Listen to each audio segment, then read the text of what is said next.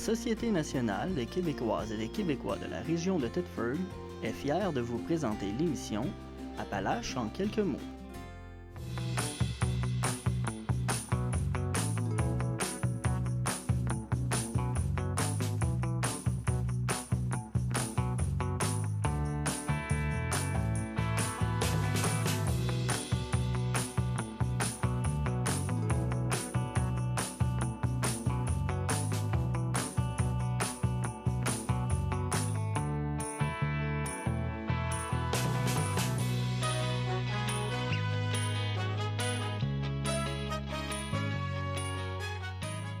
Madame, Monsieur, bienvenue à votre émission habituelle d'information Appalaches en quelques mots.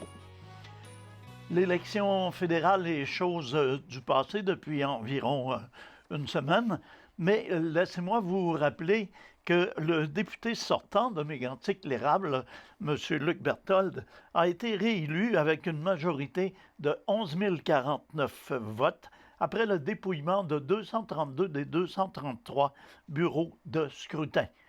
Le député conservateur a plus que triplé la majorité de 3 441 voix qu'il avait obtenues lors de l'élection de 2015. M. Berthold a récolté 23 046 votes sur les 46 628 votes exprimés. Tout au long du dépouillement, Luc Berthold a flirté avec les 50% des voix exprimées pour terminer finalement avec 49,4% du suffrage, comparativement à 35,4% en 2015. De 3 441 voix de majorité qu'il avait lors de sa première victoire, M. Berthold a vu sa majorité passer à 11 049 voix. Sa plus proche poursuivante, la bloquiste Priscilla Gobeil, a terminé la course avec 11 997 votes. La candidate libérale, Isabelle Grégoire, a pris la troisième place avec 7 200 votes.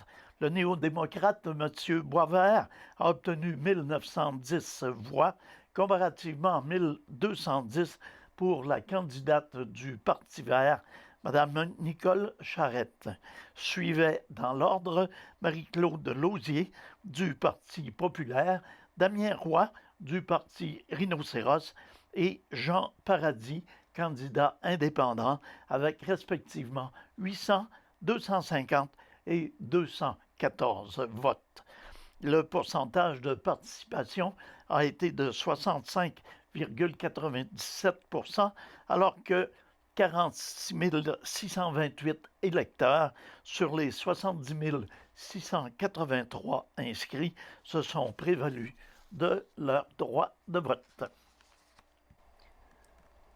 Le ministre de l'Environnement et de la lutte contre les changements climatiques, M. Benoît Charette, a annoncé qu'il mandate le Bureau d'audience publique sur l'environnement, communément connu sous le nom de BAP, pour qu'il tienne une enquête avec audience publique, communément appelée BAP générique, pour éclairer le gouvernement sur les orientations à donner à tout type de projet qui prévoit la présence d'amiante ou de ses résidus au Québec. À cet effet, nous avons le plaisir d'accueillir en studio la députée de Lotbinière-Frontenac, Mme Isabelle Lecourt. Alors, Mme Lecourt, bienvenue avec nous. Alors, votre présence s'explique par une nouvelle d'importance. Oui, bonjour. Donc, merci de me recevoir.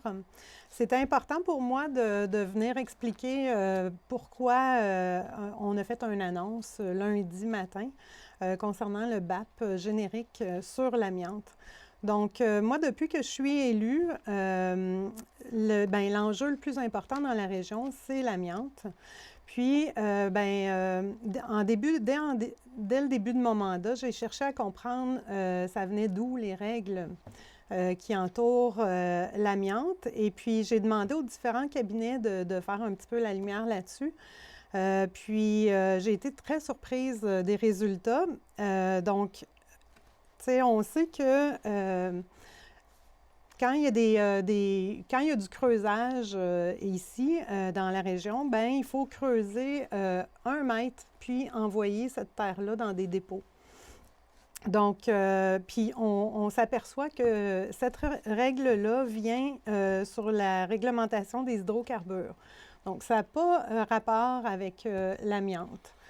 Donc, puis aussi, on s'est aperçu, bien, je me suis aperçu qu'il y avait seulement un site de dépôt. Donc, normalement, on sait que les monopoles, bien, les citoyens ne sont jamais gagnants là-dedans. Puis, on sait que les travaux publics dans la région de Thetford coûtent 30 de plus cher à cause de la réglementation. Donc, puis on a aussi des projets de valorisation des résidus miniers. Puis, on n'a pas de politique claire en ce qui a trait à l'amiante. Donc, tu sais, on sait que la sécurité puis la santé des gens, c'est la priorité. Puis, moi, je voulais qu'on aille au fond des choses d'une façon scientifique puis objective. Donc, j'en ai parlé avec mes collègues ministres, le ministre de l'Environnement, la ministre du Développement régional et de la Santé. Puis, on en est venu à la conclusion que le BAP générique, c'était la meilleure solution pour faire la lumière sur tout ça. Donc, je sais que les solutions par le passé qui ont été privilégiées, c'était d'injecter de l'argent dans la région. Mais pour moi, tu sais, c'est pas une solution. Il faut vraiment aller au fond des choses. Puis je trouve que le BAP, ça aurait dû être une solution qui aurait été mise de l'avant là, il y a plusieurs années. Donc, après le BAP, on va avoir, bien, le BAP, là, ça va être des gens, des scientifiques qui vont se baser, bien, qui vont s'interroger sur la question. Ils vont écouter aussi des groupes, différents groupes. Puis, bien, après ça, on va avoir une idée claire, on va avoir des règles, puis on va en finir avec l'incertitude, on va pouvoir aller de l'avant. Si je vous demandais quels sont les gens qui vont pouvoir défiler devant ce bureau d'audience? Bien, dans le fond, tout le monde peut participer au BAP puis être entendu, mais par exemple, il y a des groupes spécifiques qui ont été invités par les commissaires du BAP. OK. Le BAP va se tenir à quel moment, puis son rapport va être rendu quand?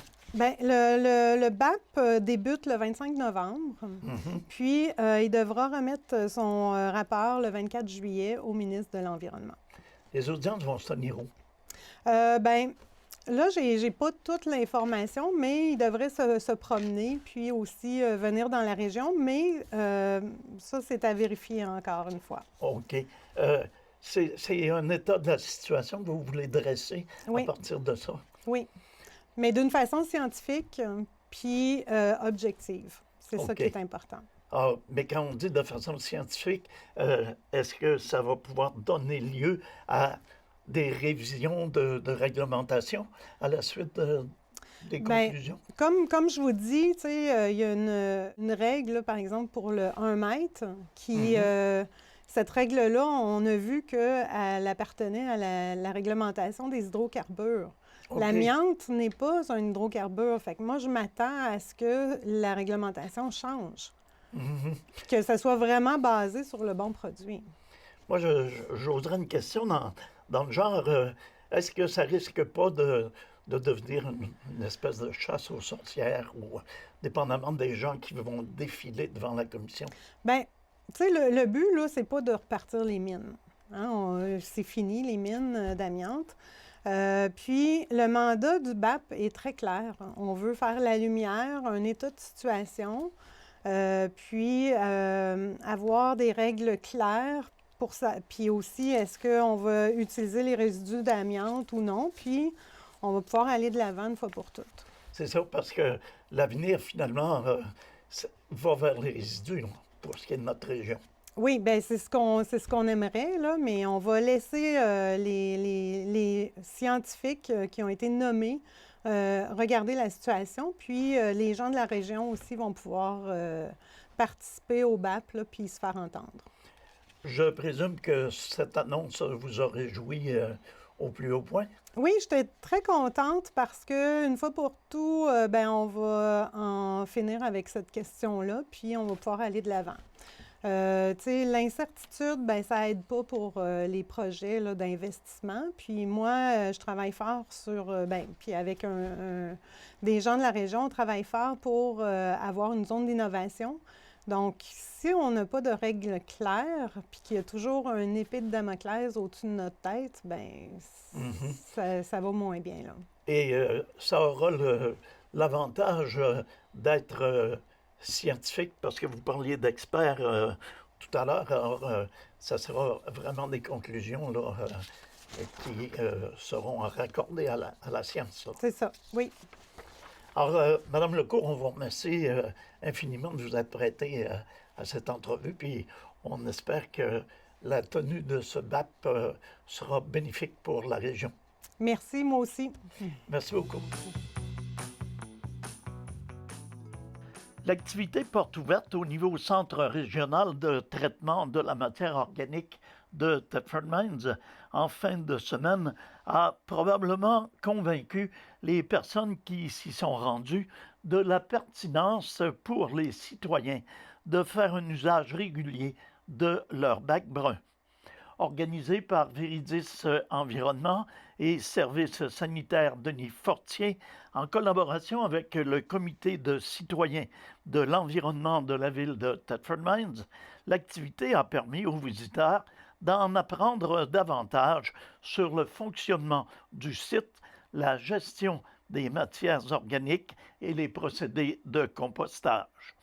Il s'agit là du travail effectué pour assurer une seconde vie à leurs déchets alimentaires et végétaux. Il aura fallu patienter plus de 2 ans avant d'obtenir les certificats d'autorisation nécessaires pour l'opération de ce site installé sur le site de l'ancienne mine nationale Asbestos. Attendre un permis, c'est un peu comme monter les marches de l'oratoire Saint-Joseph à genoux d'imager Simon Naylor de Viridis avec humour. Le compost issu de la décomposition de ces matières et produit à cet endroit servira de terreau organique pour végétaliser les halles de cette ancienne mine.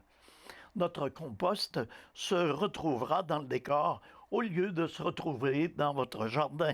Les matières résiduelles des uns deviennent des produits essentiels aux autres.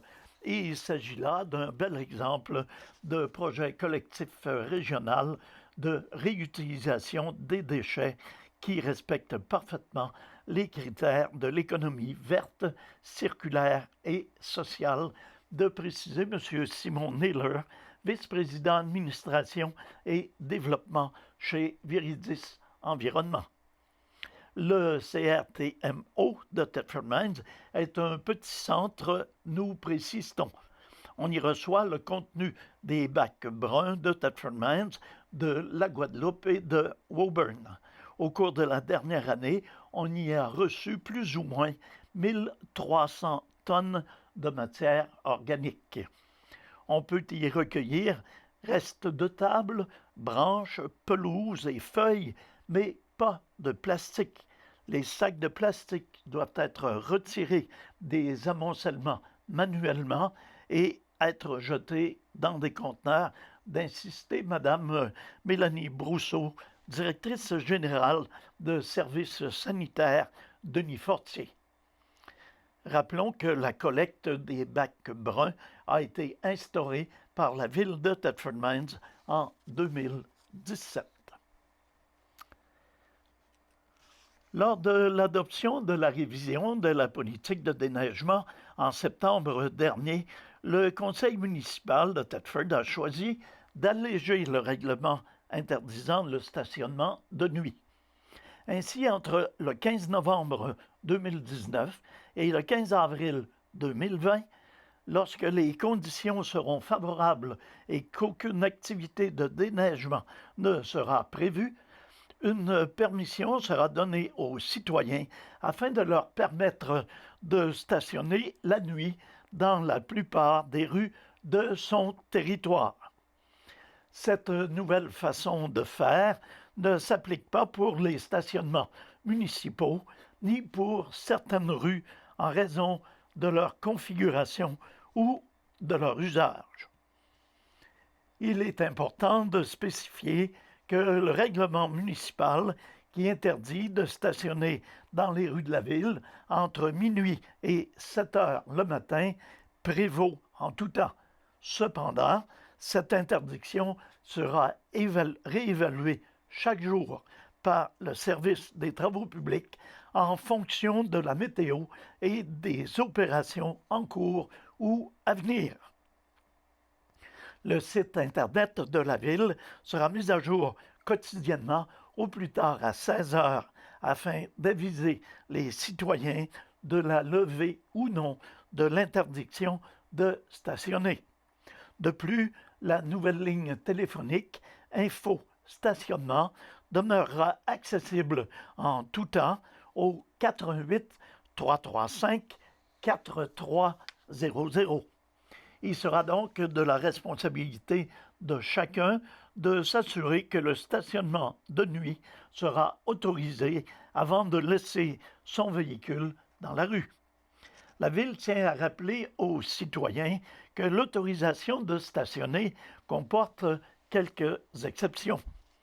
Le règlement d'interdiction est maintenu en tout temps du 15 novembre au 15 avril entre minuit et 7 heures dans tous les stationnements municipaux, de même que sur certaines rues. Des panneaux d'affichage indiquant l'interdiction de stationner sont installés dans les rues concernées. Il est aussi possible de consulter la carte de ces rues sur le site Internet de la Ville, sous la pastille Stationnement de nuit en page d'accueil. Nous aurons besoin de la collaboration des citoyens qui devront prendre l'habitude de s'informer avant de stationner dans la rue afin de valider si la permission est donnée. Il s'agit d'un projet pilote de 2 ans que nous avons souhaité mettre en place afin d'assouplir le règlement interdisant le stationnement de nuit. L'avenir nous dira si cette nouvelle pratique sera maintenue à plus long terme, de préciser M. Michel Verreau, président de la Commission des travaux publics, du génie et de l'environnement. La politique révisée prévoit quelques changements relativement, entre autres, aux méthodes de travail des employés de la voirie, au parcours de déneigement, au déneigement de certains trottoirs et aux opérations de soufflage de neige sur l'ensemble du territoire. Divers moyens de communication sont en place afin de permettre à toute la population d'être bien informée sur le sujet. La politique de déneigement révisée est d'ailleurs disponible sur le site Internet de la Ville. Pour joindre le service des travaux publics, les citoyens sont invités à téléphoner au 335-2981, poste 161. À l'approche du jour du souvenir, il y aura vente des coquelicots à Thetford Mines les 7, 8 et 9 novembre prochains au Super C, les 7 et 8 novembre au IGA et au Walmart. Les vétérans et cadets de l'escadron 775 Kiwanis de l'aviation royale canadienne seront sur place, ainsi que chez Tim Horton. Ce coquelicot, il faut le porter avec fierté. La cérémonie du jour du souvenir se déroulera dimanche le 10 novembre à 13h30. Le début de la cérémonie au centre-ville de Thetford Mines avec la participation des dignitaires de notre région. L'escadron 775 Kiwanis des cadets de l'air, les vétérans, les militaires originaires de la grande région de Thetford, ainsi que leurs familles sont invités à y participer. Une invitation spéciale est faite à tous les anciens militaires de la grande région de Thetford Mines à être présents à la cérémonie. Lors de cette dernière, un hommage sera rendu à ceux et celles qui ont laissé leur vie ou participé aux différents conflits, soit la Première Guerre mondiale, la Deuxième Guerre mondiale, la guerre de Corée, ainsi que les missions canadiennes à l'étranger. Ces soldats sont morts au champ d'honneur et nous devons continuer à nous souvenir de leur sacrifice ultime pour préserver notre liberté d'aujourd'hui. Il s'agit là d'un devoir de mémoire. Le club chasse et pêche de Saint-Méthode et Saint-Daniel a procédé récemment à l'inauguration d'un nouveau sentier pédestre dans le parc des Servités, situé dans le secteur Saint-Méthode. Grâce à une aide financière provenant du Fonds de développement des territoires de la MRC des Appalaches et de la municipalité d'Adstock, des travaux ont été réalisés afin de rendre le lieu plus accessible et adapté à la population. Lors d'une consultation populaire résultant de l'implantation de la politique familiale de la municipalité, les citoyens avaient exprimé le désir de pouvoir marcher dans un endroit sécuritaire. Le parc de Servidé avait alors été désigné comme l'un des endroits pour y aménager un sentier pédestre parce qu'il donnait accès à un milieu naturel tout près du périmètre urbain. Le parcours a ainsi pu être adapté aux marcheurs en offrant près d'1 kilomètre de chemin nivelé et gravelé. Au total, une dizaine de bénévoles ont mis la main à la pâte. Pour le maire de la municipalité d'Adstock, M. Pascal Binette, il s'agit d'un beau projet. Nous sommes choyés de compter un tel parc en plein cœur du village. Chacun y a mis du sien pour en faire bénéficier toute une communauté. Je suis heureux que le conseil municipal ait accepté de collaborer avec l'équipe du club chasse et pêche. N'ayant pas de trottoir dans les rues, nous offrons maintenant une alternative aux citoyens pour pratiquer la marche en toute sécurité, dans un environnement sain et en compagnie de cerfs qui, soit dit en passant, sont faciles d'approche, même si le tout est clôturé. J'invite tous les citoyens et les visiteurs à bénéficier de ce sentier, de mentionner M. Binette. Réservé uniquement aux marcheurs, le trajet est ouvert en tout temps. D'ailleurs, le club chasse et pêche de Saint-Méthode et de Saint-Daniel en est responsable et y poursuivra l'entretien. L'entrée du site est située sur la première avenue, à côté de la quincaillerie exploitée par la coopérative de consommateurs de Saint-Méthode. Il est à noter que d'autres sentiers et aménagements sont présentement à l'étude. Alors voilà, c'est ce qui met un terme à nos informations pour cette semaine. Veuillez excuser ma voix et mes difficultés. Alors je vous invite à être des nôtres la semaine prochaine pour un bulletin semblable. À tous et à toutes, une excellente semaine. Entre-temps, demeurez à l'écoute. Notre programmation se poursuit.